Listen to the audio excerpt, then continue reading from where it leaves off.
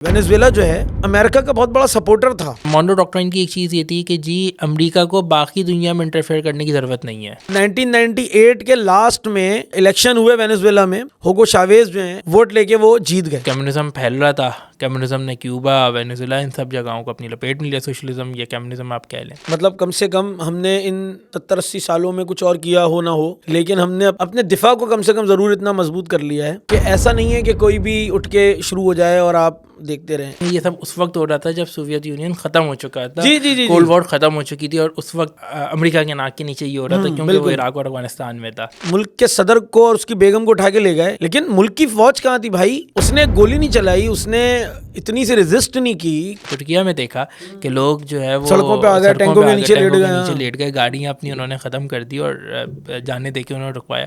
بالکل یہی منظر اس وقت کے جو ہے وہ وینزویلا کے اندر تھا. تو آپ کو نہیں لگتا کہ امیر جعفر میر صادق صرف مسلمانوں کی تاریخ میں نہیں ہوتے ہیں؟ چائنا اس وقت وینزویلا سے آئل امپورٹ کرتا تھا, اور وہ کیوں کچھ نہیں کر رہا؟ We may not fire the first bullet but we will not let you fire the second bullet. ملک ہوگا تو آرمی تو ہوگی, طے کر لو اپنی ہوگی کہ غیر کی ہوگی.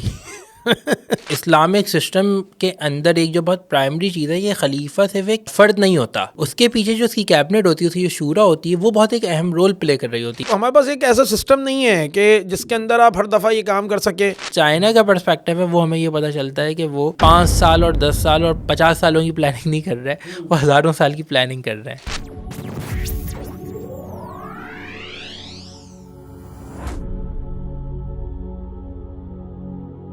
السلام علیکم, کیا حال ہے حمزہ بھائی؟ ٹھیک ہے آپ خیریت سے ہیں؟ وعلیکم السلام, کیسے ہیں جاندے بھائی, آپ خیریت سے ہیں؟ جی اللہ کا شکر ہے. ایک تو بڑے دنوں بعد آپ سے آج ملاقات ہو رہی ہے, بڑے دنوں سے آپ غائب تھے, یا تو آپ موقع دے نہیں پا رہے تھے, ہم ہی موقع نہیں لے پا رہے تھے آپ سے. بس کچھ ایسی چیزیں تھیں جس کی وجہ سے جو ہے وہ تھا. خیر آج موجود ہیں انشاءاللہ تعالیٰ. ہاں اچھا, اس دوران میں آپ کی غیر موجودگی میں دنیا میں بڑے حالات تبدیل ہو گئے ہیں, اور خاص طور پہ دوبارہ سے ایک جو کالونیل اسٹائل میں جو گورننس کا یا گورنمنٹ کا رول کرنے کا جو طریقہ پہلے آج سے 100 سال 125 سال پہلے موجود تھا, شاید اتنا بھی نہیں, اور بھی کہہ لیں آپ 70-80 سال پرانی بات ہے, تو وہ آہستہ آہستہ دنیا سے وہ کالونیلزم ختم ہوا تھا. لیکن ابھی دوبارہ سے وہ سچویشن جو ہے وہ نظر آنا شروع ہوتی جا رہی ہے, ہو گئی ہے. تو آپ کو نہیں لگتا کہ اس وقت دنیا اسی رخ پہ جا رہی ہے, دوبارہ کالونی بنانے کا کوئی پلان ہے جو دنیا کی بڑی سپر پاورز ہیں ان کا؟ اب دیکھیں, اس وقت صورتحال تو واقعی بہت مزیدار ہے. اس وقت ہمارے پاس جتنی بھی ریجنل پاورز ہوں یا انٹرنیشنل پاورز ہوں, گلوبل پاورز جنہیں کہتے ہیں, وہ سب کہیں نہ کہیں جنگوں میں مصروف ہیں. اور سوائے چائنا کو چھوڑ کے جو کسی اس وقت کسی ہارڈ پاور کا اپنا اس وقت اظہار نہیں کر رہا ہے, مطلب اس نے کہیں پہ اسٹرائکس نہیں کیے, کہیں پہ کائنیٹک کوئی ایکشن نہیں لیا ہوا.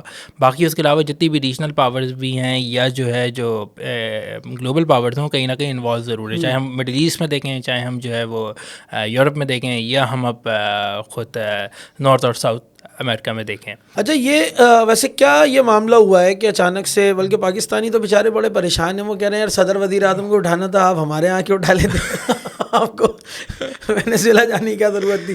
لیکن یہ بڑی عجیب سی بات ہے کہ ایک مطلب ایک انڈیپینڈنٹ کنٹری ہے, ایک ملک ہے, اور اس کے اندر آ کے ایک صدر کو بیڈ روم سے اٹھا کے لے کے چلے گئے, مطلب اور کوئی ریزسٹنس بھی نہیں ہے. یہ کیا جیسے بھائی مزیدار بات تو یہ ہے کہ اس سے پہلے کوئی بھی اس طرح کا ایکشن ہوتا تھا نا, تو جو بھی امریکن پریزیڈنٹ ہوتے تھے, دیکھیں امریکہ کی ہسٹری رہی ہے, امریکہ نے مختلف اس طرح کے آپریشنس کیے ہیں آن فارن سوئل.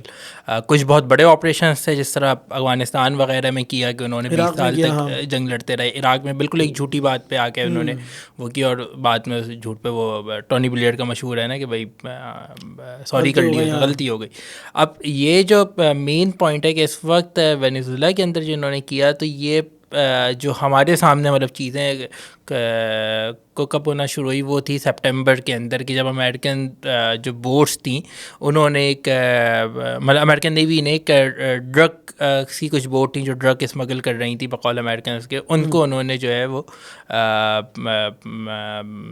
انگیج کیا اور ان کو اپنے اس میں جو ان پہ قابو پا لیا. اب وہاں سے سینیریو جو ہے وہ پھر بہت زیادہ بدل گیا ایک دم سے نا, کہ امریکہ کی طرف سے, ٹرمپ کی طرف سے مختلف بیانات وینزویلا کے خلاف آنے لگی, جی ڈرگ کارٹل ہے اور اس طرح کی چیزیں, مطلب یہ 3 مہینے 4 مہینے ماحول بنایا جا رہا تھا. اچھا, اب مگر لیٹلی کیا ہوا پچھلے اگر ہم ایک ہفتے کی بات کریں, اس وقت ہم جب بات کر رہے ہیں تو 7 جنوری, اور میں تاریخ بتانا اس لیے ضروری ہے کیونکہ ہمیں نہیں پتا کہ اگلے آئندہ 1-2 دنوں میں کیا ہو جائے جب تک یہ پوڈ کاسٹ آن ایئر ہو. تو اس میں جو امریکن پریزیڈنٹ ہے اس نے جو ہے وہ دسمبر کے اندر اجازت دے دی تھی کہ جی آپ 4 دن کے اندر کوئی ایکشن کر سکتے ہیں. اب امریکنس کے مطابق کہ وہ بلف کر رہے تھے, وہ کر یہ رہے تھے کہ 1 دن گزرا, اچھا 1 دن میں کاروائی نہیں ہوئی, 2 دن میں کاروائی نہیں, تیسرے دن میں کاروائی, اچھا اب چوتھے دن میں کاروائی ہوگی نہیں ہوگی, مطلب اتنی ایمبیگیٹی انہوں نے رکھی. اس پورے معاملے میں جو امریکن پریزیڈنٹ ہوتا ہے وار ڈکلیئر یا کوئی بھی فارن سوائل پہ آپریشن کرنے کا اختیار اس کے پاس ہوتا ہے, مگر اس کی مشاورت کے لیے ضروری ہے کہ وہ کانگریس میں اس میٹر کو لے کر جائے, اور پھر وہ پراپر بات ہوتی ہے جس کو ایک جسٹ وار ان کے مطابق آپ کہہ سکتے ہیں کہ بھائی جس جنگ کی کچھ نہ کچھ اخلاقی حدود ہوں گی. تو اس میں جو انہوں نے ایک بڑی مزیدار کام کیا کہ وہ کسی کے پاس نہیں, اور اس وقت جو ہے جو اس کے ڈیموکریٹ پارٹی کا جو سربراہ ہے وہاں کانگریس کے اندر, اس نے اس پہ بات کی. برنی سینڈرز نے پورا ایک لمبا چوڑا جو ہے اس نے ایک وہ لکھ دیا اپنا بیان, آرٹیکل, ہاں آرٹیکل تو نہیں بیان ہے, اس کا اسٹیٹمنٹ ہے کہ جی یہ سب ایسا مطلب کانگریس کا اعتماد میں نہیں ہے. تو امریکن سوسائٹی میں ابھی تک ڈیموکریٹس میں کی طرف سے غصہ, اور ساتھ ہی ریپبلکنس نے اس طریقے سے اظہار تو نہیں کیا, مگر ریپبلکنس کو بھی اچھا تو نہیں لگا ہوگا کہ بھائی ہمارا پریزیڈنٹ ہم سے بغیر پوچھے کوئی کام کر رہا ہو. ایک ڈیموکریٹک سوسائٹی میں ظاہری بات ہے ان چیزوں کے اوپر وہ رکھا جاتا ہے. مگر اچھا اب امریکن نیوی نے جب یہ آپریشن کیا اور ڈیلٹا فورس اندر گئی, ساری چیزیں نیوی باہر سے کر رہی تھی, ان کے F-35. اچھا آپ یہیں سے ہم کنٹینیو کریں گے ڈیلٹا فورس کو, لیکن اس سے پہلے کہ ہم اس کے اوپر جو آپریشن ہوا اور اس کا کیا نام تھا اور کس طرح ہوا اس کے اوپر ہم بات کرتے ہیں. لیکن ہمارے بہت ساری ایک بڑی تعداد ایسی ہے ہمارے ملک میں لوگوں کی جو دیکھنے والے ہیں کہ جن کو وینیزویلا کا ایکچوئل میپ بھی نہیں پتہ ہے کہ امریکہ کہاں ہے اور وینیزویلا کہاں ہے, اور یہ ان کی کیا سرحدی حد بندیاں ہیں, ان کے درمیان میں کون ہیں اور یہ کہاں واقع ہے. تو میں چاہوں گا کہ اگر آپ اس کو بھی تھوڑا سا پہلے ڈیفائن کر دیں کہ یہ آپ نے بہت اچھا سوال میپ کے اندر کہاں پہ لائے کرتا ہے اور کہاں آتا ہے, اور امریکہ سے اس کا فاصلہ کیا ہے, کدھر کس جگہ پہ ہے. تھوڑا سا لوگوں کو سمجھنے میں آپ نے بہت اچھا سوال پوچھا, بلکہ میں تو چاہوں گا کہ ہم ایک میپ اس کا لگا ہی دیں. ہاں جب ہم پوڈ کاسٹ میں شاید لگ بھی جائے اس میں. اچھا اب اس میں ایک جو بالکل اگر ہم دیکھیں تو جو گلف آف میکسیکو کے بالکل آپ سمجھیں کہ جو نچلا کونا ہے اس کے کونے پہ جو ہے وہ وینیزویلا ہے. اچھا وینیزویلا سے تھوڑا سا اوپر کیوبا بھی ہے, پورٹوریکو بھی ہے, اور پھر کچھ US آئیلینڈز بھی ہیں جو کہ بہت قریب واقع ہیں اس کے, جہاں پہ ان کے بیسز وغیرہ ہیں. کیوبا کے قریب جو گوانتانامو کا مشہور بیس تھا امریکہ کا, جہاں انہوں نے افغان اور عراق وار کے جو ہے وہ قیدیوں کو رکھا, جن کو یہ وار کمبیٹنٹس کہتے تھے, تو اس کے بالکل قریبی واقعی یہ جگہ ہے. اچھا کیوبا کے ساتھ تو وینیزویلا کا بارڈر لگتا ہے میرا خیال ہے, بارڈر ہے کیوبا بیسکلی آپ یہ سمجھیں, ہاں مطلب وہ بارڈر یہ کہ سرحدی جو سمندری, میں سمجھ پا رہا ہوں جو آپ کہہ رہے ہیں کہ امریکہ کا جو کونا آپ کہہ رہے ہیں کہ ساؤتھ امریکہ ہے ایکچولی, وہ ساؤتھ امریکہ میں جو میکسیکو ہے, میکسیکو جہاں اینڈ ہو رہا ہے بالکل وہ اینڈ کونا ہے, اور وہ کیریبین سی آئی تھنک, جی کیریبین سی لگتا ہے وینیزویلا کو, اور اس کے ساتھ جو ہے وہ 2 چھوٹے سے ملک بھی ہیں, ایک ٹرینڈاڈ ہے شاید اور ایک ٹوبیگو کہلاتا ہے شاید. جی تو وہ یہ تو نظر بھی نہیں آتے نقشے, ہاں وہ بہت چھوٹے سی کنٹریز ہیں, وہ اس کے پڑوسی ملک ہیں. اسی طرح ایک طرف جو ہے وہ کولمبیا ہے, اور ایک طرف برازیل ہے, یعنی کہ خود وینیزویلا کے برازیل کے سر کا تاج ہے وینیزویلا, اگر ہم اس کو اس طریقے سے بالکل, یعنی امریکہ کے ساؤتھ میں ہے لیکن برازیل کے نارتھ میں ہے, اپر سائڈ پہ ہے, ٹھیک ہے. اور یہ اس طرح صرف یعنی سمندری حدود تو شاید امریکہ کی لگی جاتی ہے, ساؤتھ امریکہ کے ساتھ کنیکٹ ہے, ٹھیک ہے. تو یہ انہوں نے پھر آپ بتا رہے تھے کہ ڈیلٹا, اچھا وہ ڈیلٹا فورس کا جو آپریشن تھا, ہم نے یہاں سے شروع کی تھی کہ جو امریکن پریزیڈنٹ ہیں وہ اس طرح کے آپریشن جو ہے وائٹ ہاؤس میں بیٹھ کے اپنے جو بھی آپریشن روم ہوتا ہے اس میں دیکھتے ہیں. ٹرمپ صاحب اپنے کلب میں, جو ان کا پرائیویٹ کلب ہے فلوریڈا کے اندر, اس میں موجود تھے, اور وہاں سے ہی آپریشن کی مانیٹرنگ ہو رہا تھا. اور اس کے بعد انہوں نے باہر نکل کے کہا کہ بڑا زبردست, کچھ ہوا ہی نہیں جی, یہ تو اندر گھسے اور ایسا لگا فلم چل رہی ہے. ان کا وہ اسٹیٹمنٹ موجود ہے, تو بڑے مزے لے کے کہانی بتائیے کہ کیا. ٹرمپ کا تو اپنے کے اسٹائل بھی ہے. تو یہ ہوا ہے سب کے اندر کہ وہ رات 2 بجے انہوں نے آپریشن شروع کیا, اور 2 بجے دھماکوں کی آوازیں شہر میں آنا شروع ہوئی, 2:01 پہ اگر مطلب ٹو بی پریسائز. اور اس کے بعد انہوں نے ود ان کوئی 40-45 منٹس آپریشن وائنڈ اپ کر کے وہ اغوا کر کے لے گئے پریزیڈنٹ کو بھی اور ان کی بیگم کو بھی. اچھا لیکن اس سب میں یار یہ بڑا عجیب دلچسپ معاملہ ہے کہ مطلب ایک ملک ہے اور وہ کوئی آج کا ملک نہیں ہے. مطلب میں ہسٹری پڑھ رہا تھا تو 1511 میں 1511 عیسوی میں اسپین نے ان کے اوپر اصل میں حملہ آور ہو کے ان کو اپنی کالونی بنا لیا تھا. بالکل. اور پھر آلموسٹ 1811 میں 1810 یا 1811 میں یہ انہوں نے اسپین سے آزادی حاصل کر لی تھی, لیکن یہ وینیزویلا نہیں کہلاتے تھے, یہ گرین کولمبیا کہلاتے تھے. اور 1830 میں یہ ملک ڈکلیئر ہوا جس کو آپ وینیزویلا ہم بولتے ہیں 1830 میں. اچھا 1830 سے 1958 تک اس پورے ادوار جو گزرے یا اتنا عرصہ گزرا, آلموسٹ 100 سال کے قریب لگ بھگ یہ سارا سال, 100 سے بھی زیادہ کہہ لیجیے آپ, 1830 سے 1958 تک یہاں کوئی ڈیموکریٹک گورنمنٹ ہی نہیں تھی, ٹوٹل یہاں پہ ڈکٹیٹرز تھے. اور 1958 کے بعد جا کے یہاں پہ الیکشنز ہونا شروع ہوئے اور یہاں پہ پھر ڈیموکریٹک گورنمنٹ جس بھی شکل کی تھیں وہ آنا شروع ہوئیں. تو اس دوران میں یہاں پہ جو ایک بڑا معاملہ ہے کہ آئل جو ہے وہ ڈسکور ہو گیا, یعنی کہ آئل ایکسپلور ہو گیا, پتہ چل گیا کہ یہاں سے آئل نکلا ہے.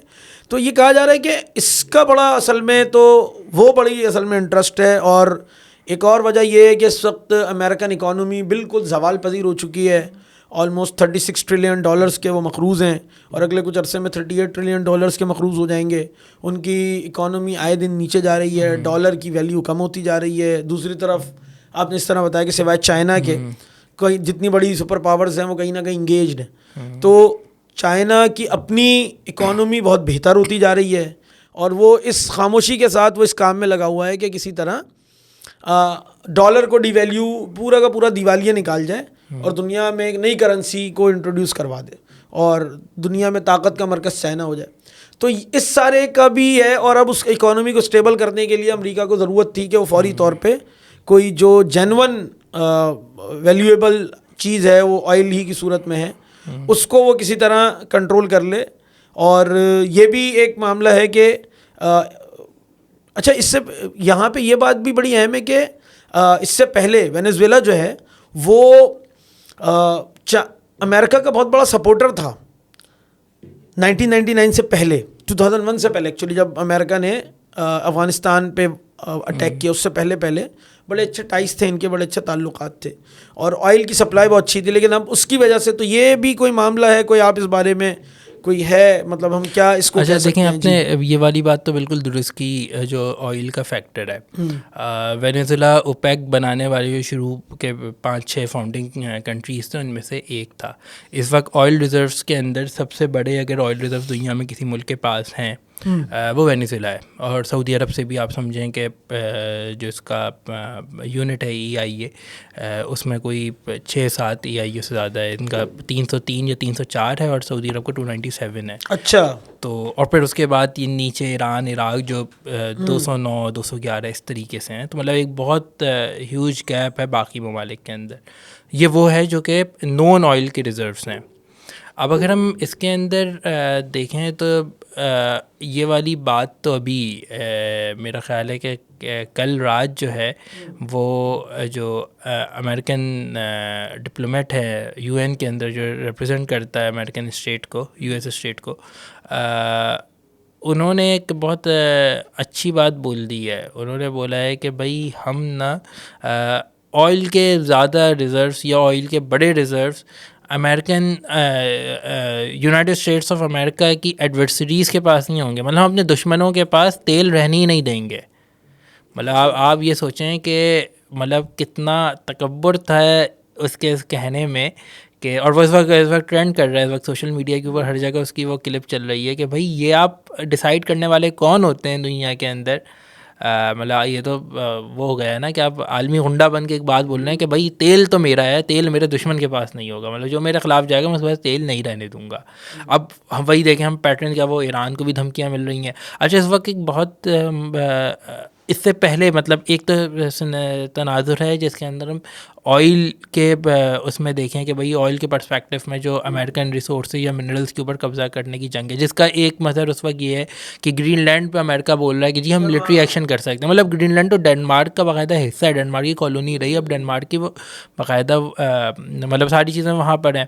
اور اس وقت یورپ کے اندر جتنے بھی میجر ممالک ہیں، چاہے وہ برٹن ہو، فرانس ہو، پروبیبلی جرمنی بھی اور دیگر بھی، ان سب نے جو ہے وہ ایک مشترکہ اعلامیہ جاری کیا ہے اس وقت کہ جی یہ نا آپ اس جگہ کو نہیں لے سکتے، مطلب گرین لینڈ ڈنمارک کا حصہ ہے. تو ٹرمپ صاحب جو کرنے جا رہے ہیں اس کے اوپر شکایات تو بہت زیادہ بڑھ رہی ہیں لوگوں کو.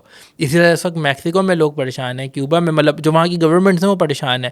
اچھا، لوگوں کا ایک فیکٹر بہت عجیب سا ہے کہ ایک ہمیں اپوزیشن وینیزویلا کے اندر بھی اور دیگر جگہوں پہ وہ ملتی ہے جو اپنے آپ کو لبرل کہتی ہے، جو کہ امریکن کلچر سے بہت زیادہ متاثر ہے، اور جو کہ مطلب جس طرح ہمارے یہاں بھی ہے نا کہ وہ ایک امریکن ڈریم کو پرسیو کرنا چاہتے ہیں، وہ کہ بھائی آپ امریکہ جانا چاہتے ہیں یا آپ امریکہ میں جا کے خوشحال ہونا چاہتے ہیں، یا اپنے ملک میں رہتے ہوئے اس طریقے خوشحال ہونا چاہتے ہیں جس طرح امریکی خوشحال ہے. مطلب پروبیبلی امریکن ڈریم کو پرسیو کرنا تو امریکہ میں جا کے پاسبل ہے، مگر باہر رہتے ہوئے بھی ایک خوبصورت جو کیپٹلسٹ مائنڈ سیٹ ہے وہ پوری طرح امپلیمنٹ ہوتا ہے.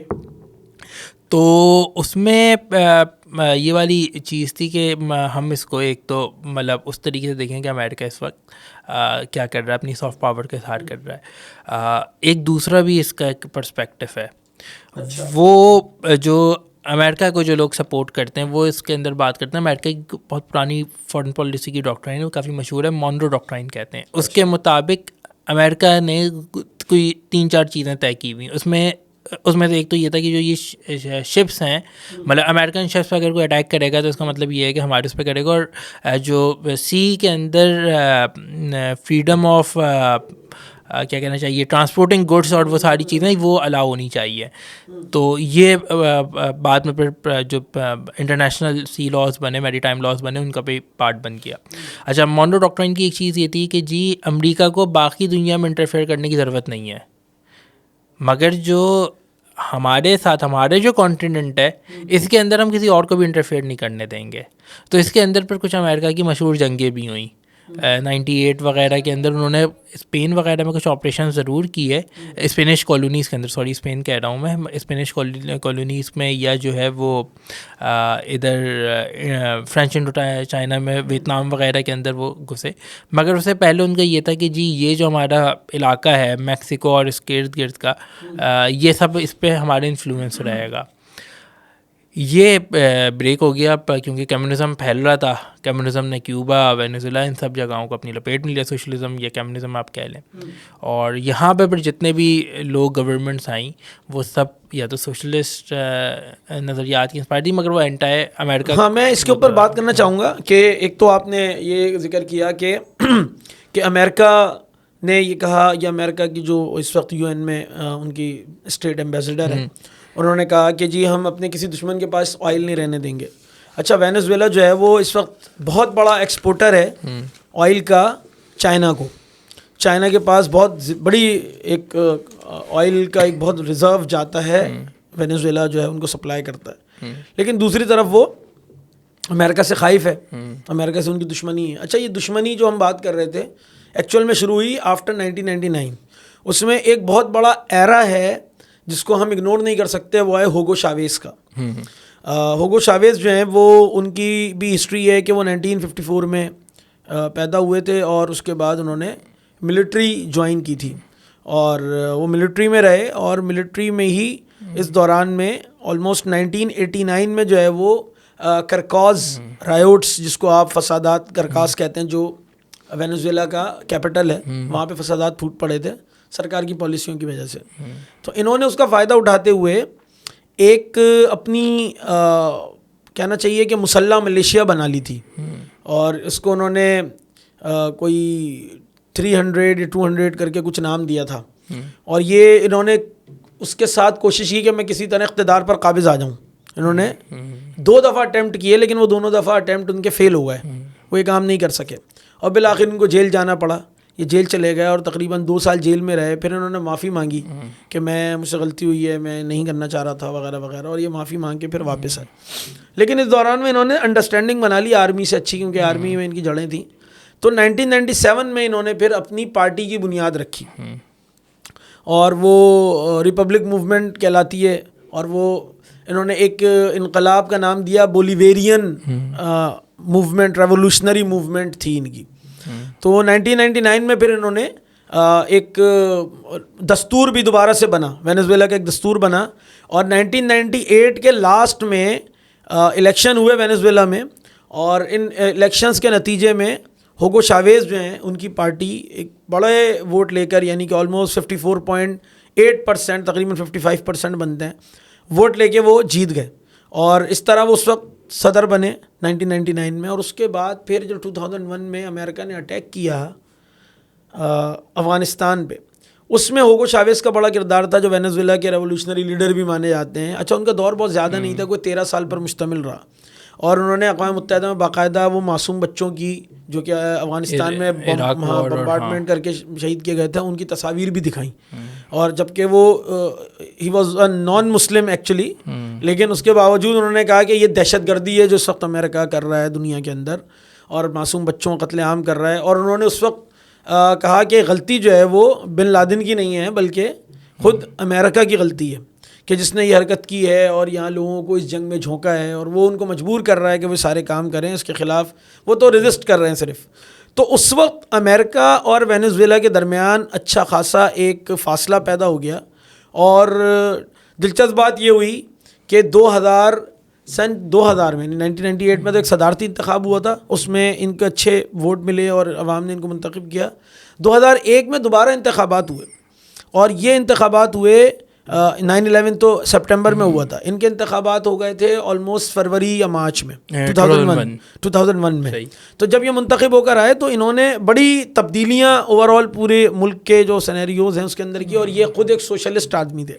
یعنی پھر 2006 سے 2011 جو ہے نا خاص طور پہ, وہ بڑا ریولوشنری ٹائم تھا جس میں لوگوں کی کیا کہنا چاہیے کہ انفرادی زندگیاں بڑی تبدیل ہو گئیں, ایک انقلاب برپا ہو گیا. اور وہ دور تھا جب انہوں نے ساری انڈسٹریز کو قومیانہ شروع کر دیا, نیشنلائزیشن پالیسی ہوگو شاویز نے انٹروڈیوس کر دی. دیکھیں یہ سب اس وقت ہو رہا تھا جب سوویت یونین ختم ہو چکا تھا, کولڈ وار ختم ہو چکی تھی, اور اس وقت امریکہ کے ناک کے نیچے یہ ہو رہا تھا کیونکہ وہ عراق اور افغانستان میں تھا.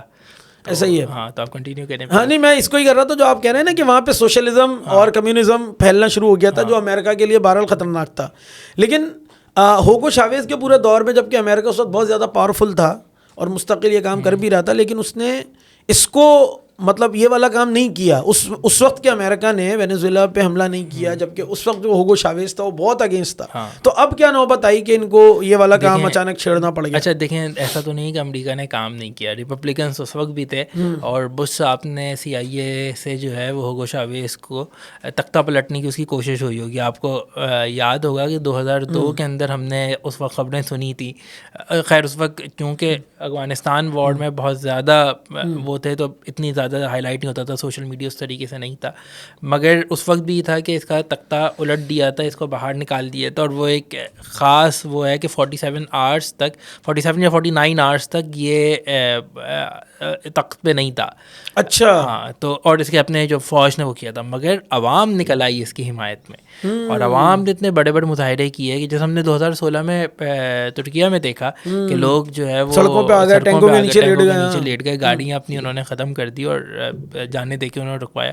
بالکل یہی منظر اس وقت کے جو ہے وہ وینزویلا کے اندر تھا کہ انہوں نے اس پوری چیز کو جو ایک US بیک انیشیٹو تھا اس کو انہوں نے روک دیا. اور ابھی بھی جو اپوزیشن لیڈر ہے جو اس وقت امریکہ میں بیٹھ کے بات کر رہا ہے, وہ کہہ رہا ہے کہ جی جو ابھی وائس پریزیڈنٹ نے وینزویلا کے اندر اقتدار سنبھالا ہے تو ڈکٹیٹر ہے, وہ مطلب ایک نئی ڈکٹیٹر ہے اس کے مطابق, تو خاتون جب نہیں آئی ہے نا. تو اس طرح کی بات جو ہے وہ سو کال ڈیموکریسی میں بیٹھ کے لوگ کر رہے ہوتے ہیں. اچھا, ڈیموکریسی ویسے سچی بات ہے کہ ایک نیا فنومینا بھی ہے اور ہر جگہ یہ اس طریقے سے امپلیمنٹ بھی نہیں ہوئی, مگر ہم اس سے ہٹ کے اگر ایک اور پوائنٹ کی طرف آئیں, جو آپ نے چائنا کا ذکر کیا, اور آپ نے کہا کہ چائنا اس وقت وینزویلا سے آئل امپورٹ کرتا تھا اور وہ کیوں کچھ نہیں کر رہا. چائنا بہت ساری دنیا کے معاملات پہ وہ بڑے چپ چاپ رہ کے جو ہے وہ اس طرح سے بات کرتا ہے کہ جی ہم مذمت کرتے ہیں یا افہام و تفہیم سے مسئلہ حل کر لیں. اس طرح کی ایک ڈپلومیٹک ٹرم میں بہت خوبصورت سی انگریزی میں ان کا ایک بیان آ جاتا ہے. مگر اس کے بعد ابھی کوئی آپ سمجھیں کہ پچھلے ہفتے اسلام آباد میں کانفرنس تھی جہاں پروفیسر وکٹر گاؤ, جو آپ سمجھ لیں کہ چائنیز فارن پالیسی کا ایک بہت بڑا نام ہے, اور جو باتیں چائنا کی اسٹیٹ آفیشلی نہیں کہہ سکتی وہ ان سے ان آفیشلی کہلواتی ہیں. اچھا, انہوں نے کچھ بہت انٹرسٹنگ باتیں کی. انہوں نے پہلی بات تو یہ کی کہ جی we may not fire the first bullet but we will not let you fire the second bullet. اچھا, تو آپ سیاح بم چلانا چاہتے ہیں تو صحیح شاید ہم آپ کو روک نہ پائیں یا ہم پہلا بم نہ چلائیں, مگر ہم آپ کو دوسرا بم نہیں چلانے دیں گے. اور پھر اس کے بعد انہوں نے کہا کہ اس وقت جو چائنیز میزائلس ہیں, جو اس وقت چائنیز ٹیکنالوجی ہے, وہ دنیا میں کسی بھی ملک کو کہیں پہ بھی ٹارگیٹ کر سکتی ہے. مطلب کسی بھی ملک سے مراد امریکن وہ ہے, اور کوئی ڈیفینس سسٹم اس کو اس وقت روک نہیں سکتا ہے. اور مطلب اس معاملے میں وہ بڑے کلیئر تھے. دوسری اس کے بعد انہوں نے یہ والی بات کی کہ یہ جو سب کچھ ہو رہا ہے, مطلب ہم لوگ مطلب اس نے بہت اس سے پوچھا کہ امریکہ کی جو ہسٹری ہے وہ کتنے سالوں کی ہے, 250 سالوں کی. کہ چائنا تو 5000 سالوں سے. اور اگر ہم ویژن دیکھتے ہیں تو ہم ویژن جو ہے وہ ابھی کا نہیں دیکھتے, ہم تو ویژن دیکھتے ہیں مزید 5000 سال آگے کا. مطلب ہم 2500 کی وہ 2500 کہہ رہے ہیں, ہم تو 7025 کی بات کر رہے ہیں. مطلب اس وقت 2025 چل رہا تھا, تو اس نے کہا کہ ہم تو اس کی دیکھ رہے ہیں کہ اس وقت وہ ہم چاہتے ہیں کہ امریکہ بھی ہو, مگر چائنا تو ہو گئی. اگر دنیا ہوئی تو چائنا ہوگا. اب اس سے ایک بڑا مزیدار وہ ملتا ہے کہ چائنا اس وقت اپنی جو پوزیشننگ کر رہا ہے وہ اپنی ہسٹری کی بنیاد پہ کر رہا ہے, جو ایک پورا ہسٹوریکل پرسپیکٹیو جو ایک سویلائزیشن ہے ان کی, اس بنیاد پہ آگے چل رہا ہے. اس کے پاس جو مطلب ہمارے پاس ایک بڑا سوال اٹھا, کئی لوگوں نے اس پہ بات کی کہ جی چائنا نے کیوں نہیں انٹرفیئر کیا وینیزویلا کو بچانے کے لیے. اور پھر اس کے بعد جو ہمارے کچھ ہندوستانی دوست ہیں جو اس وقت کافی ناراض ہیں چین سے, کچھ وجوہات کی بنا پہ, ان کے کچھ رافیل گر گئے تھے تو ان کو لگتا ہے کہ وہ چین کا بہت اس میں کردار رہا ہے. تو انہوں نے کہا جی چائنیز ریڈارز تو وینیزویلا کے اندر بھی تھے اور وہ نہیں ہو پایا. اچھا, اب اس کے اندر ایک زاؤڈی شائے کر کے شاید ان کا نام ہے, چائنیز جرنلسٹ ہیں, ٹویٹر پہ کافی ایکٹیو ہیں. تو انہوں نے جو ہے وہ ایک اس میں ایک بہت مزیدار بات بولی, اور ان کا یہ کہنا یہ تھا کہ جی چائنا کے اس وقت صرف 2 اتحادی ہیں, اور ان میں سے ایک تو آفیشیل اتحادی ہے جو نارتھ کوریا ہے, دوسرا ڈیفیکٹو اتحادی یا آفیشیل اتحادی آپ کہہ لیں وہ پاکستان ہے. تو ہم اس کے علاوہ ہم اپنی ملٹری کو کہیں اور بڑھانا ہی نہیں چاہتے, ہم کہیں انگیجمنٹ نہیں چاہتے. اور ہم کیوں نہیں چاہتے, اس کی وجہ یہ ہے کہ 2010 تک تو ہم ایسی پوزیشن بھی نہیں تھے کہ ہم دنیا کے کسی ملک کو جو ہے وہ ملٹریلی چیلنج کر سکیں. اور ہمارا پلان بھی نہیں ابھی. ہم اگر سب سے پہلے کچھ کریں گے تو ہم سب سے پہلے تو تائیوان کو انگیج کریں گے, کہ تائیوان ہمارا جو پروونس ہے جس پہ ایک الگ گورنمنٹ بن گئی ہے. چائنا اگر کرے گا, ہاں اگر چائنا کرے گا تو سب سے پہلے ہم تائیوان کریں, پھر ہم باقی چیزیں کریں گے. تو اور ابھی تو بہت ٹائم پر, مطلب اس سے جو چائنا کا پرسپیکٹیو ہے وہ ہمیں یہ پتہ چلتا ہے کہ وہ 5 سال اور 10 سال اور 50 سالوں کی پلاننگ نہیں کر رہے, وہ ہزاروں سال کی پلاننگ کر رہے ہیں. تو اور اس میں وہ ایک سلو. اچھا, اس میں ایک چیز نظر آتی ہے کہ پھر اس لحاظ سے جب ہم دیکھتے ہیں مجموعی طور پہ, تو ہمیں نظر یہ آتا ہے کہ یار اس لحاظ سے پاکستانی تو بہت اپنے آپ کو خوش قسمت محسوس کرتے ہیں کہ مطلب کم سے کم ہم نے ان 70-80 سالوں میں کچھ اور کیا ہو نہ ہو, لیکن ہم نے اپنے آپ کو ایک اپنے دفاع کو کم سے کم ضرور اتنا مضبوط کر لیا ہے کہ ایسا نہیں ہے کہ کوئی بھی اٹھ کے شروع ہو جائے اور آپ دیکھتے رہیں. حیران کن بات یہ ہے کہ وینیزویلا جو ہے وہ نہ صرف یہ کہ امریکہ کا بالکل ڈائریکٹ یا انڈائریکٹ بالکل پڑوسی بھی ہے اور اس کا دشمن بھی بنا ہوا ہے, اور آرمی کا یا ان کی اسٹیٹ کا یہ حال ہے کہ وہ ملک کے صدر کو اور اس کی بیگم کو اٹھا کے لے گئے, یعنی وہ اپنی جگہ پہ جو معاملات ہیں اور اس نے انٹرفیئر نہیں کیا, لیکن ملک کی فوج کہاں تھی بھائی؟ اس نے گولی نہیں چلائی, اس نے اتنی سی ریزسٹ نہیں کی, کوئی مزاحمت نہیں. وہ آئے ہوں گے نا, کچھ نہ کچھ تو کیا ہوگا. تو آپ کو نہیں لگتا کہ میر جعفر میر صادق صرف مسلمانوں کی تاریخ میں نہیں ہوتے ہیں؟ اچھا ہر جگہ پائے جاتے ہیں. دیکھیں پاکستان کی بھی پرسپیکٹو میں بات کریں ہم تھوڑا، اگر مطلب اس میں نیوٹرل ہو کر بات کریں تو کچھ ایونٹس ایسے رہے پاکستان کے اندر بھی، جیسے اسامہ بن لادن والا آپریشن تھا، یہ ڈرون اٹیکس تھے جہاں پہ آپ کے پاس انفارمیشن ہوتی بھی تھی یا آپ کے پاس نہیں بھی ہوتی تھی، دونوں چیزیں بولتے ہیں نا ہم لوگ، تو اور آپ روک نہیں پائے. لیکن اس کا ایک فرق بھی ہے نا سر، فرق یہ ہے کہ ہم اس وقت علائے تھے. ہاں اچھا، اور جو یہ کر رہا تھا ہم نے اس کو اپنے اڈے دیے ہوئے تھے. اور دوسری چیز یہ امریکہ ہمارا پارٹنر تھا، ہم اس کو دوسری چیز یہ کہ آپ وہ جس کے پیچھے آئے تھے وہ ایک ڈیزگنیٹڈ ان کے لیے ٹیررسٹ تھا جس کو انہوں نے ڈیزگنیٹ کیا ہوا، تو پوری دنیا اس کے پیچھے تھی، تو آپ اس کو اس طریقے سے، تو ہم نے اس کو روکنا بھی نہیں تھا. مطلب ہم تو بہت بتا ہی نہیں رہے تھے. ہم صرف یہ کر سکتے تھے کہ ہم یہ کہتے ہیں یہ آپریشن ہم کریں گے، تو شاید اس کا ٹائم اس وقت تک نہیں تھا. ادھر تو بالکل یہ لگ رہا ہے کیونکہ وینیزویلین آرمی بھی تقریباً 2 لاکھ تو فوجی ہیں ان کے بھی، اور ظاہر سی بات ہے کہ ٹریننگ وغیرہ رشیا کے ساتھ بھی ہوتی رہی، چائنیز اس کے اندر انوالومنٹ بھی رہی، اکوپمنٹ بھی ان کے پاس تھا اس طریقے سے. اور کچھ چیزیں ایسی ہوتی ہیں کہ مطلب ہم اسامہ بن لادن والے ایپیسوڈ میں دیکھیں تو ایک ہیلی کاپٹر تو مزاحمت کے نتیجے میں ان لوگوں نے بھی گرا دیا تھا نا، مطلب وہاں پہ تو 3-4 مرد تھے صرف جو کمبیٹنٹس تھے اندر، وہ تو 3-4 لوگ تو اسامہ کو ملا کر. مگر یہاں پہ اس سینیریو کے اندر اگر ہم بات کریں تو یہاں پہ کوئی مزاحمت نہیں ہوئی، اور وہ اب جو ہے وہ وہاں کی وینیزویلین منسٹری آف ڈیفینس کہہ رہی ہے کہ جی کوئی 80 لوگ ہمارے مارے گئے اور ہمارا بہت نقصان ہے. اچھا، کیوبا کی یعنی کوئی ان کی کولمبیا کے ساتھ بھی کوئی ایگریمنٹ ہوا ہے کہ اگر اس طرح کا کوئی اٹیک ہوگا تو وہ سیف کریں گے، تو ان کے بھی کچھ آرمی پرسنلز وہاں پہ تھے اور 32 لوگ تو ان کے بھی مارے ہیں جی امریکہ نے. بالکل، وہ کیوبن گارڈز کے اوپر اب زیادہ ڈپینڈ کر رہا تھا، جو وہ تھا کیا نام اس کا، میڈیرو، نکولس ماردورو. تو مگر بس وہی ہوا کہ وہ جو جن کو حملہ کرنا تھا انہوں نے حملہ کیا. اور تو اس لحاظ سے نہیں تو پھر ہمیں اتنی پریشانی، مطلب ہمارے یہاں ایک ملک میں کیوس رہتا ہے. میں کہیں سن رہا تھا کہ بھائی دیکھیں ملک ہوگا تو آرمی تو ہوگی، طے کر لو اپنی ہوگی کہ غیر کی ہوگی ہے نا. تو ہمیں نہیں ہے کہ ہمیں نہیں، ہمارا خیال کہ یہ ایک بلیسنگ ہے کہ ہمارے پاس ایک آرمی موجود ہے. ٹھیک ہے کہ مطلب اس کے پلس مائنس میں بات ہو سکتی ہے، لیکن ایک مضبوط آرمی ہے جو ہم مختلف ایونٹس دیکھ ہی رہے ہیں، 65 بھی دیکھ چکے ہیں. ہم دیکھیں اگر پاکستان کی آرمی کے بارے میں بات کریں نا، تو پاکستان کی آرمی کو ایکسپلین کیا ہے کرسٹینا فیئر نے.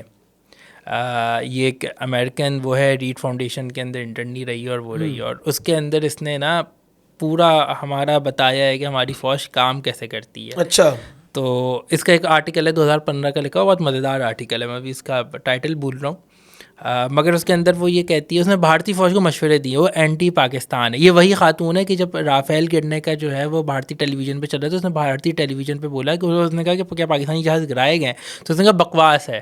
اس نے ان کو ہندی میں یہ بولا بکواس. تو یہ وہ خاتون ہے کہ یہ اس حد تک جو ہے وہ، اور اینٹی پاکستان آپ ہونے کا کریں گے. فوج کے بارے میں اس کا خیال یہ ہے کہ پاکستانی فوج ڈبل گیم کرتی ہے، اور اس کو وہ اس طریقے سے وہ کرتی ہے کہ جی پاکستان کے اندر کوئی امریکن یونیورسٹیز کے بچے آتے ہیں نا، تو ان کو یہ نیچے سے لے کے پورے اوپر آرمی چیف تک ملا دیتے ہیں، اور وہ تو بچے اتنے خوش ہو جاتے ہیں. مطلب وہ بھی پی ایچ ڈی اور ماسٹرز اور ایم فل کے بچے جن کو جو ہے وہ ایک ملک ہے، ایک نیوکلیئر پاور ملک کے جو ہے وہ آرمی چیف سے ملا دیا جائے، اور اس کے بعد پھر ان کو سب سے آگے چوکیوں تک لے کے جایا جائے، ان کو علاقوں میں لے کے جایا جائے، ملٹری کھڑی ہوئی ہے، ہتھیاروں تک. مطلب ان کو تو یہ امریکہ میں رہتے ہوئے تو کبھی اپارچونیٹی نہیں ملتی کہ وہ ہے. تو اس میں وہ کہتے ہیں کہ اس میں جو ان کو تاثر بن جاتا ہے ان کا پاکستان کے بارے میں، وہ بالکل وہ بنتا ہے جو پاکستان ملٹری بنانا چاہتی ہے.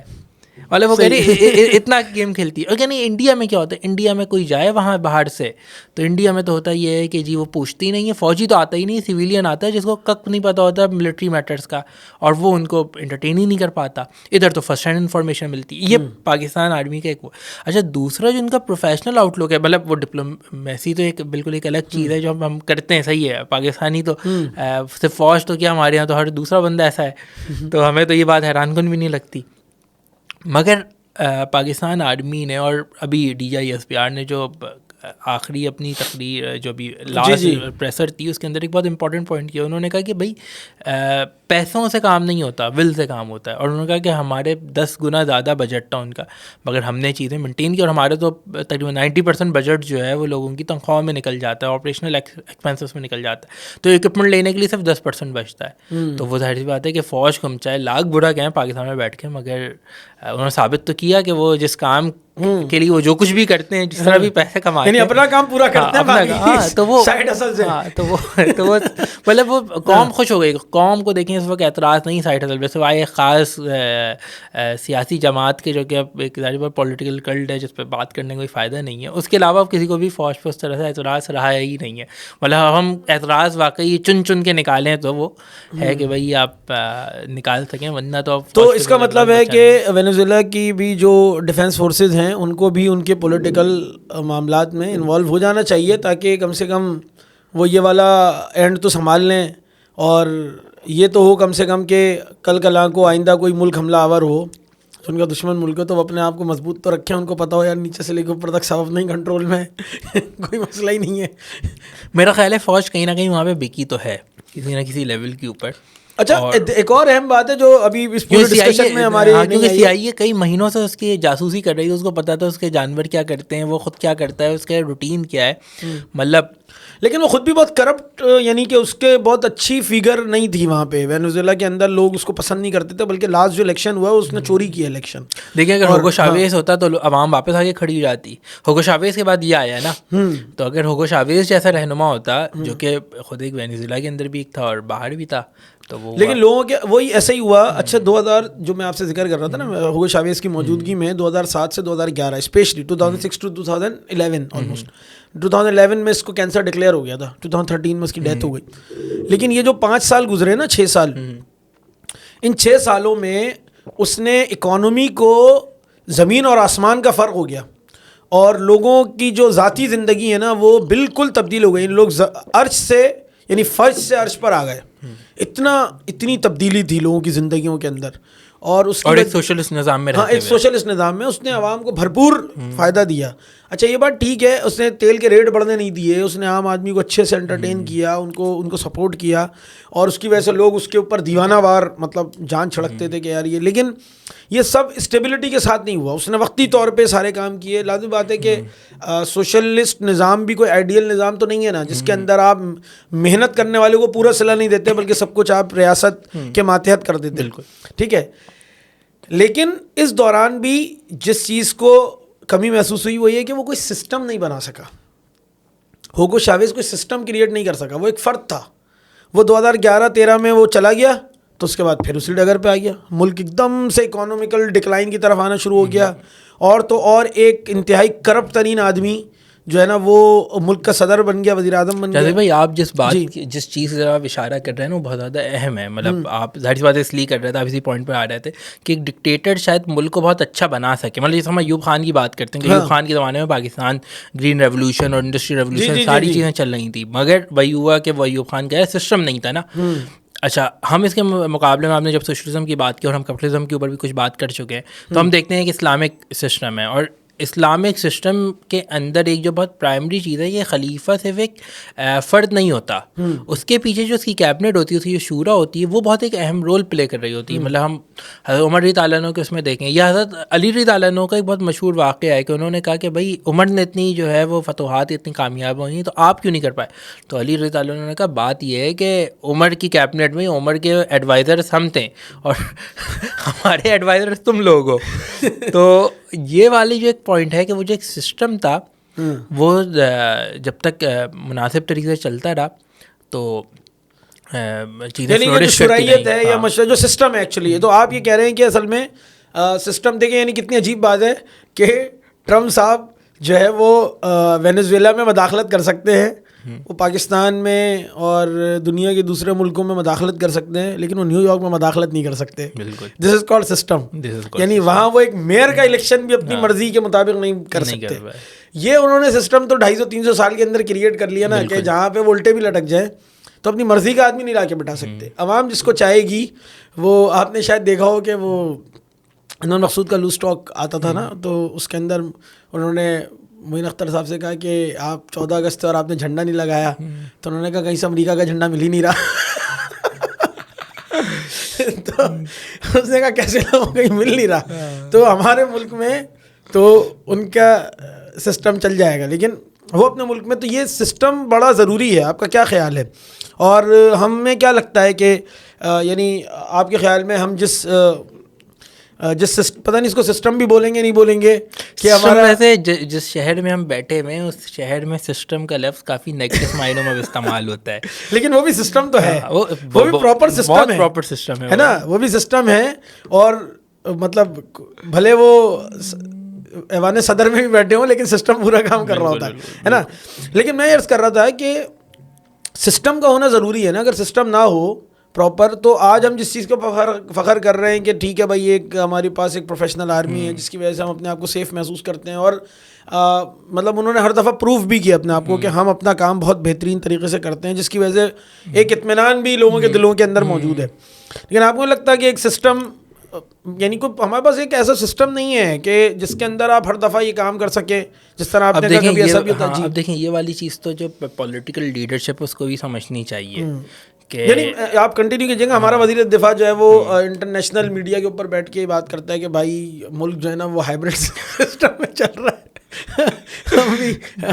جی تو پلیز. اب جان بھائی آپ صحیح بات کر رہے ہیں, مطلب آپ نے ساری باتیں کر دی, میرے لیے کچھ بچا ہی نہیں کہنے کو, مگر بات بالکل درست ہے. اور یہ اصل میں جب پولیٹیکل قیادت ایسی ہو کہ وہ چیزوں پہ اسٹینڈ لے سکے, اور اس کی جو کیا کہنا چاہیے مورل اسٹینڈنگ اتنی پاورفل ہو کہ اگر وہ کوئی بات کہے تو سامنے والا بندہ یہ نہ کہے کہ بیٹا کیا بات کر رہے ہو, تمہاری فائل یہ رکھی ہوئی. مطلب ہمارے یہاں تو واقعی یہ والی چیز ہوتی ہے نا کہ یا تو آپ کسی کو پیسوں سے خرید لیتے ہیں یا آپ اس کو دکھاتے ہیں کہ یار تمہاری فائل یہ رکھی ہوئی ہے, اس میں تمہاری کرپشن ہے. مطلب یا تو مورل کرپشن ہوتی ہے یا جو ہے وہ فائنینشیل کرپشن ہوتی ہے, جو بھی چیزیں ہوتی ہیں وہ سامنے آ جاتی ہے, وہ بندہ چپ کر کے وہیں بیٹھ جاتا ہے. اس طریقے سے چیزیں مینیج ہوتی. تو جب تک عوام ایسے لوگوں کو, ایسے لیڈرشپ کو آگے نہیں لائے گی جو کہ کسی بنیاد پہ کیا کہنا چاہیے ڈکٹیٹ نہ ہو سکیں, یا جو ہے وہ خریدے نہ جا سکیں, بکے نہ, یا ان کو انفلوئنس نہ کیا جا سکے, جب تک آپ ایسے لوگ نہیں لائیں گے تو آپ کسی سسٹم کی صحیح ڈیمانڈ کر ہی نہیں سکتے. پھر تو جو جیسا ہے ویسے ہی چلتا رہے گا. تو یہ تو عوام کا کام ہے کہ وہ ایسے لوگوں کو سامنے لائے, بے شک الیکشن سے لائے, بے شک ان کو کسی اور طریقے سے لے کر آئے. مطلب ظاہر سی بات ہے کہ اگر یعنی ان کو ڈیریل کیا جا رہا ہو تو ان کے لیے سڑکوں پہ آ جائے, ان کے لیے وہ آ جائے. مطلب جس کو عوام سمجھتی بھی ہے اس کے لیے بھی عوام سڑکوں پہ کیسے نکلی, اور اگر نکلی تو وہ پرتشدد ہو گئی, جو کہ نہیں ہونا چاہیے تھا. یہ کیونکہ عوام کی سیاسی شعور کی تو تربیت ہی نہیں ہوئی ہوئی. اب وہ ایک پولیٹیکل کلٹ جو ہمارے یہاں بن گیا ہے کہ بس وہ چاہتے ہیں کہ ایک بندہ باہر آ جائے. بھائی وہ ایک بندے نے اپنے زمانے میں تو کچھ بھی نہیں کیا, مطلب وہ بالکل اس نے کوئی سسٹم تو نہیں چلایا نا, وہ تو ایک فیلڈ اسٹیٹ کا بیڈ گورننس تھی. مگر اس کے بعد اب پوری قوم کی جو اس وقت ہوئی ہے نا, مطلب پوری قوم بھی تو نہیں مگر قوم کے ایک بڑے فیکشن میں ہوئی اس وقت, ایک شخص پہ اٹکی ہوئی. آپ کوئی آلٹرنیٹس نہیں ڈھونڈنا چاہتے, آپ چاہتے ہیں کہ وہ آئے جو کہ ایک 70 سال کا بڈھا ہے جس کی اگلی زندگی 5-10 سال ہے. مطلب آپ اس وقت کسی ایسے بندے کو سوچیں نا کہ یار جو 50 سال کا ہو, 60 سال کا ہو, جو شاید 10-20 سال تو مزید نکال سکے, مطلب 20-25 سال مزید نکال سکے. مگر آپ سسٹم میں آ کے کم سے کم کوئی سسٹم بنا کے جائے نا, آگے کوئی سسٹم بنا سکے جس کی جماعت میں, جس کی پولیٹیکل پارٹی میں آپ کو کوئی سسٹم نظر آئے نا. مطلب پاکستان کی تاریخ میں اگر آپ دیکھیں تو ایسی کتنی پولیٹیکل پارٹیز ہیں جن کی اپنی پولیٹیکل جن کا وہ تھا سسٹم موجود تھا. مطلب میرا خیال ہے کہ نہ پی پی میں کبھی رہا, مسلم لیگ تو کبھی خیر کوئی سے پارٹی ہی نہیں رہی, اے این پی میں بھی کوئی سسٹم اس طریقے سے نہیں تھا, کوئی بھی نہیں تھی. میرا نہیں خیال وہ مسٹر ہوں کہ مولانا سبھی برابر ہیں. تو اب آپ اگر مطلب اس میں صرف 2 مثالیں لیں جس میں سے ایک اب تک نمٹ چکی ہے, جو ایم کیو ایم ایک بنی تھی جنہوں نے کافی پاورفل اس لحاظ سے اپنی چیزیں بنائی, اسٹرکچر ان کا بہت, لیکن وہ بھی فرد واحد پہ مشتمل تھا. مگر وہ بھی فرد واحد. دوسری ہمارے پاس جو ہے یا تو جماعت اسلامی کی ایگزامپل آتی ہے جہاں پہ ابھی الیکٹورل پالیٹکس پہ ساری چیزیں ان کے اندر چلتے ہیں, الیکشنز ہوتے ہیں. اچھا ابھی کچھ چیزیں آئی ہیں, اقرار الحسن اس طریقے دعویٰ کر رہا ہے یا 2-3 اور لوگ کر رہے ہیں, مگر وہ اب تک کوئی پولیٹیکل پارٹی بنا نہیں سکے. عمران خان نے بھی بات بولی تھی کہ سسٹم بھی نہیں بنا سکے, ہائرارکل سسٹم بھی نہیں بنا سکے, اور عمران خان نے دعویٰ کیا تھا مگر عمران صاحب بھی نہیں کر پائے, ناکام ہوئے اس چیز کے اندر. تو پاکستانی پبلک کے اندر اگر کوئی ایک کرائٹیرین ہم ڈیفائن کریں نا, کوئی کرائٹیریا بنائیں کہ یار یہ 3-4 چیزیں ریکوائرمنٹس ہونی چاہیے کسی پولیٹیکل لیڈرشپ میں جو ہمیں لیڈ کر سکے, تو اس میں سے ایک بڑی چیز یہ ہے کہ وہ خود کس حد تک تیار ہیں کسی چیز کو, مطلب حکومت لینے کے بعد اگر وہ کہے کہ ٹیم نہیں ہے تو پھر آپ کو سوچنا چاہیے نا کہ کیا مسئلہ ہے. ایگزیکٹلی. حمزہ بھائی, یہ تو آپ کے حوالے یعنی آپ سے اس حوالے سے بڑی تفصیل سے الحمدللہ بات ہوئی, اور اس کے اور بھی کئی پہلو ہیں جو شاید ابھی نمایاں نہیں ہیں, میرا خیال ہے ایک ریسنٹ موضوع ہے ایگزیکٹلی ابھی وہ. اچھا, میں بار بار کہہ رہا تھا, ایک دلچسپ بات رہ گئی کہ جب ٹرمپ صاحب نوبل پرائز کی ڈیمانڈ کر رہے تھے, اس دوران جن خاتون کو نوبل پرائز ملا ہے امن کا, ان کا تعلق بھی وینزویلا سے, تو وہ ابھی امن کا نوبل انعام لے کے بیٹھی ہیں, لیکن ابھی تک خاموش ہیں, ان کی طرف سے ابھی تک کچھ آیا نہیں ہے. اور ابھی دبی آوازیں آئی تھیں وینزویلا سے کہ ہم اپنی ملک کی سلامتی پر کوئی کمپرومائز نہیں کریں گے, تو وہاں سے ان کو ملا بیٹا آپ بھی کمپرومائز کریں گے یا آپ کے ساتھ بھی وہی کیا جائے جو پچھلوں کے اگلوں کے ساتھ کیا. تو آپ کی بات ٹھیک ہے کہ اگر ہم بھی کوئی پولیٹیکل سسٹم پراپر اور ایسی لیڈرشپ نہیں کریٹ کریں گے, اپنے ملک میں نہیں لے کر آئیں گے, تو کوئی بھروسہ نہیں ہے کہ کل کو ہمارے ساتھ بھی جو ہے نا ہی ہو جائے. ویسے آخری ایک جملہ میں ابھی پڑھ رہا تھا تو مجھے کہیں نظر آیا کہ یار اگر آپ کا دفاع مضبوط نہ ہو تو دوسرے آ کے آپ کے صدر وزیر اعظم کو اور آپ کی پولیٹیکل لیڈرشپ کو اٹھا کے لے جاتے ہیں, اور اگر آپ کا دفاع مضبوط ہو تو وہی آ کے اٹھا کے لے جاتے ہیں. تو ہمارا دفاع مضبوط ہے. نہیں تو آپ فیصلہ کر لیں کہ آپ کو کیا چاہیے. تو ٹھیک ہے جی, میرا خیال ہے اپنی اٹھائیں تو بہتر ہے, کم سے کم چھوڑ دیں گے لا کے آئے کیس یہی نہیں چلے گا. چلیں ٹھیک ہے سر, تھینک یو ویری مچ. انشاءاللہ نیکسٹ کسی ریسنٹ کوئی اپڈیٹ ہوتی ہے اور کوئی کرنٹ افیئر پہ کوئی بات کے لیے انشاءاللہ ہم جلدی دوبارہ بیٹھیں گے اور اس کے اوپر بات کریں گے. ہوپ فلی اس کے اندر کچھ نئی چیزیں سیکھنے کو بھی ہماری آڈینس کو بھی انشاءاللہ ملے گا, اور ہمیں بھی ایک ڈسکشن کے نتیجے میں کچھ نئی چیزیں سامنے آتی ہیں, کچھ فوڈ فار تھاٹ ملتا ہے یقیناً. تو انشاءاللہ نیکسٹ ٹاک کے اندر بیٹھیں گے انشاءاللہ. Thank you. اللہ